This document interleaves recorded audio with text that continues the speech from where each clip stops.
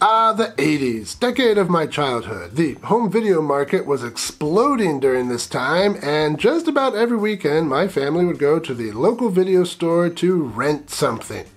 We tried to keep up with the new releases, of course, but they were often rented out, so you had to see what else the video store had to offer, and luckily, exploitation filmmakers had filled video stores with all kinds of movies that people wanted to see.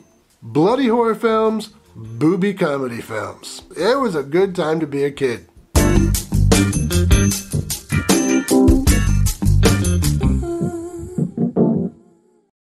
Welcome to Exploitation Reviews, and me, Rob. One of the staples of the video store library back then was the teen sex comedy. These weren't invented in the 80s, of course, but man, there were so many of them, it seemed like there was a new one every week.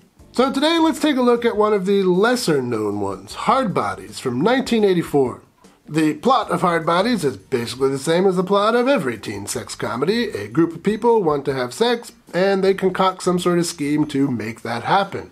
Oh, Rob, we've seen that before, it's boring. Yeah, that's not really the point. The point is nudity, and if you think nudity is boring, you might be broken. You should have that looked at. So, the gimmick in this movie is that group is not a group of teens, it's a group of middle-aged men. Oh, hey, that's kind of like me. Except they have no game whatsoever, which is not like me. I'm married. I've already won the game. Aww. So, who are these guys? Well, they're all relatively successful middle-aged businessmen and are all divorced. We've got a Southern gentleman, a Kmart Albert Brooks, and a guy who's kind of slimy. None of them have been in the dating pool for a while, and they are all desperate for some horizontal activity. But they don't know how to pick up women, so they hire Scotty, a local surfer who is wise in the ways of wooing women. Man, that was a lot of W's.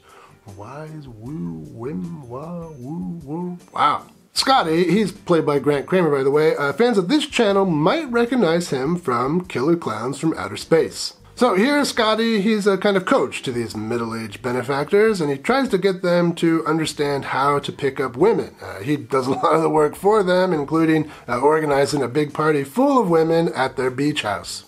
As the story goes on, there's a little drama here and there, but that's basically it. So that's enough out of me as far as plot goes. Let's talk some highlights. This movie was originally intended to be broadcast on the Playboy channel, but after it was finished, Playboy thought it was a little too soft and they dropped it. It was picked up by a different distribution company and released into theaters. But don't worry, even though it was too soft for the Playboy channel, that still means it has way more nudity than most movies, and even way more nudity than most movies of this kind. And that's saying something. We've got skinny dipping, multiple sex scenes, a group photo shoot scene.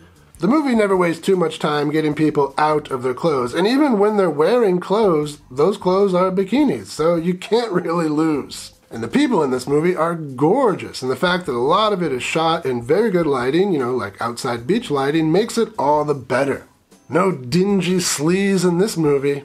So if you're just looking for eye candy, this movie will give your retinas diabetes. So here, this movie, like almost every teen sex comedy, doesn't really have a plot. Instead, it has characters, and I do like the characters here for the most part. Scotty, in particular, is a cool guy. He doesn't come across as a player. He has a steady girlfriend throughout the movie, and he protects women from bullies and creeps, and even from the guys he's working for when they get too aggressive. Scotty gets it. The nudity and the partying and the flirting, it's all in good fun, as long as everyone is having fun. To a certain extent, he can be seen as a kind of spokesperson for the kind of people who like movies like this.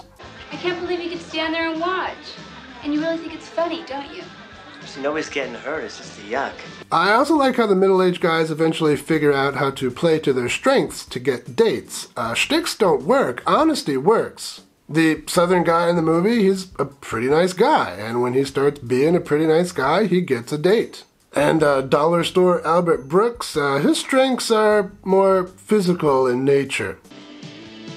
God, Rounder, it's so big, it's scary. I also really like how the women fight back against these cheesy pickup attempts. There's some really great digs here when things go wrong. And near the end of the film, there's some fun revenge. This isn't a revenge film. The revenge is, soft and humorous, but it's fun. But I wouldn't say the movie is perfect. Like a dollar store Albert Brooks in the back of a limo, it has some shortcomings. Well, we all know what kind of movie this is. Do I need to critique it? It's a stupid movie. It's a teen sex comedy. But these movies do have their fans, as well they should, so let's put it into some context. Well, it's not as funny as Revenge of the Nerds. It's not as well written as Porky's or The Swinging Cheerleaders. It's not as sleazy as the original Cheerleaders. The acting can't really compare to something like Fast Times at Ridgemont High, but it's way funnier than The Party Animal and has way more nudity than the Screwball series. So yeah, this is worth watching. Kind of middle of the road as far as teen sex comedies go, but still worth watching. It's good for a few laughs. On the cinematography side of things, it really is one of the better looking teen sex comedies. And you never have to wait more than 5 minutes before someone, sometimes multiple someones, decide to get out of their clothes. So check it out. If nothing else, it's an interesting time capsule of the 80s video store experience. If you remember those days, you might feel a little nostalgic. If you're too young to remember those days, you should feel a little jealous.